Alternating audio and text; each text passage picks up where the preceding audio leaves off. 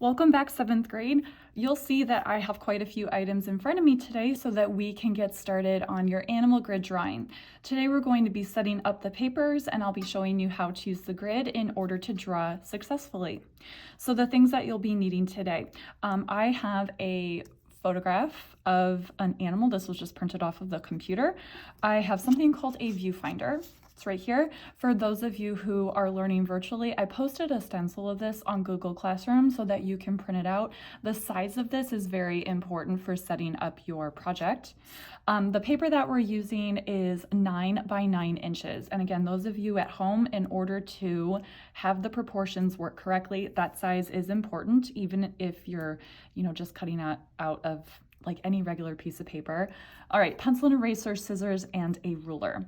I am going to go ahead and move aside the things that I don't currently need. So I'm going to take the photograph and the viewfinder and the scissors, move those off to the side for the time being. So we are doing something called a grid drawing, which means that there is going to be a grid on your paper. We're going to draw a 9-square grid, and there will also be a grid on the photograph that you're working from that is proportional. And that means that you can more successfully and more accurately draw what it is that's in the photograph. So we're going to go ahead and draw this 9-square grid onto this paper first.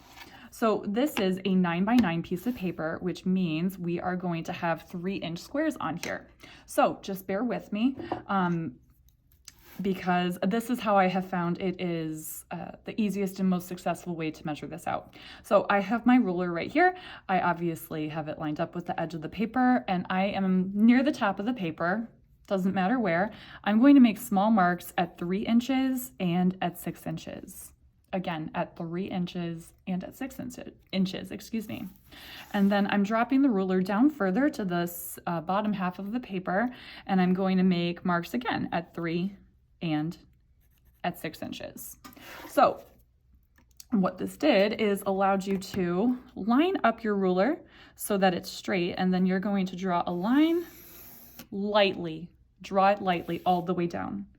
We want to be drawing these lines lightly because by the time that you're done with this drawing, we don't want to see the grid. Either you will have shaded over them or you will have erased them. All right, so by the time that you're done, you should have 3 columns of equal widths on your paper.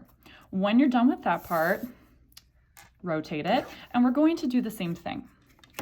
So on the top half of my paper right here, again, I'm lining up the ruler at the edge, and I'm going to draw a mark at 3 inches and at 6 inches.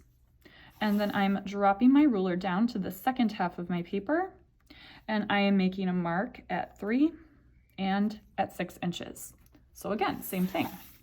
Rotate your ruler so that way you can line it up with the marks that you've made. Draw down lightly. And when you are done, you should have 9 boxes of equal size on your paper. Pretty simple.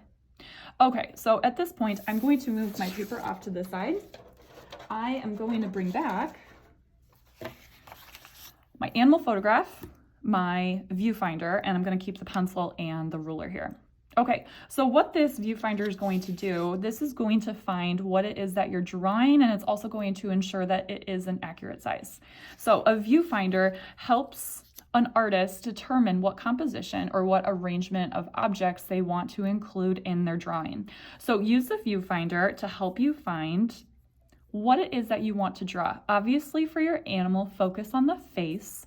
Perhaps your animal's face takes up, like I'm thinking for like a dog or a bear, depending on the perspective that the photo was taken, it might fill up the entire space. There might be some cropping, maybe some ears or part of it gets cut off. That's totally fine. Filling the space makes for an interesting composition.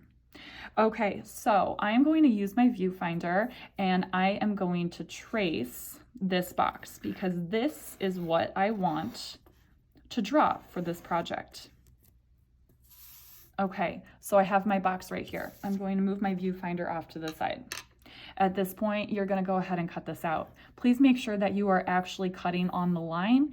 If you are cutting this really sloppy, if you are not paying attention to the lines, again, this is not going to be accurate.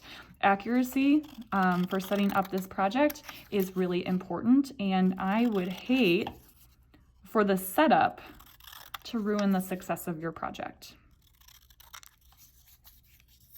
Okay, clear the scraps off to the side. Now, this is obviously a very small photograph. I totally understand that. What I would recommend doing, if you have a piece of scrap paper or even a note card, we are gonna just tape it on here. So I'm gonna grab a piece of masking tape. You don't need much. Obviously, this is not a very big piece of paper. I'm gonna do the good old tape pillow, if you will. And then stick that on. If you're using like clear Scotch tape, do not tape it over your photograph. It's going to be really hard to draw out your lines otherwise. All right, so you still need your ruler, and you can use a pencil if you want to. I'm actually going to switch to a pen because I want to be able to see my lines really easily. When I draw them, this is a darker photograph. However, if you are not confident that you're going to be able to draw your lines correctly, stick with the pencil. All right, so I'm taking my ruler. I am setting my ruler up at the edge of my picture, not the edge of the paper or note card that you put it down onto. Your picture should be 1.5 inches square.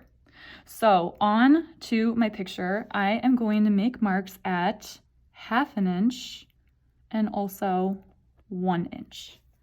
And just like we did before, I'm dropping it down to the bottom half of my paper and I'm making marks at 1/2 inch and 1 inch. All right, so then I'm going to make sure that this is straight. Something that might help is drawing your line beyond the photograph. If you have a dark photograph, that will help create that visual effect more of where your lines are. I'm going to do that with the second set of lines too. Okay, so once you have, again, 3 equally sized columns, rotate. We're going to do the same thing. All right, so again, your marks are going to be at 1/2 inch and 1 inch.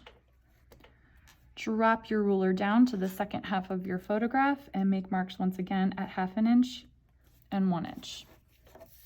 All right, rotate the ruler. I'm going to do the same thing. I'm going to extend my lines beyond the photograph just to ensure that I can see them easily.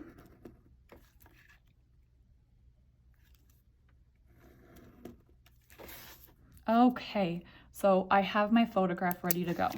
I'm going to move the ruler and the pen off to the side. I'm going to grab my paper again. So let's take a look at what we have set up.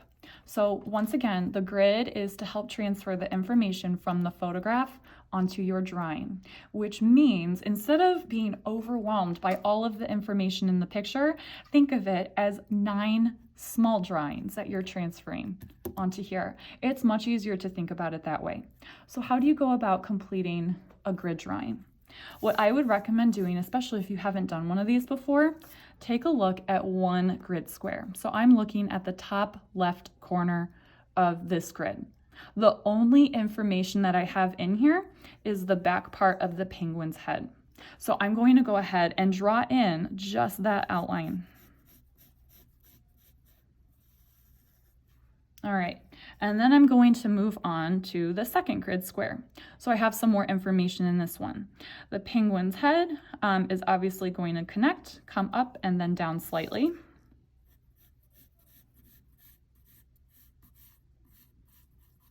All right, and then I also have this white marking that I think would be a good idea to include the outline of.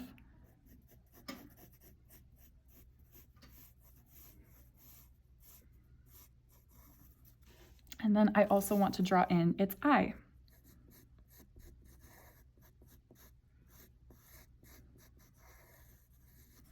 These things can always be adjusted as you continue with the drawing.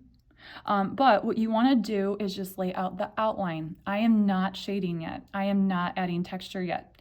It's much harder to erase some dark shading like I have here than it is to just erase a couple pencil lines.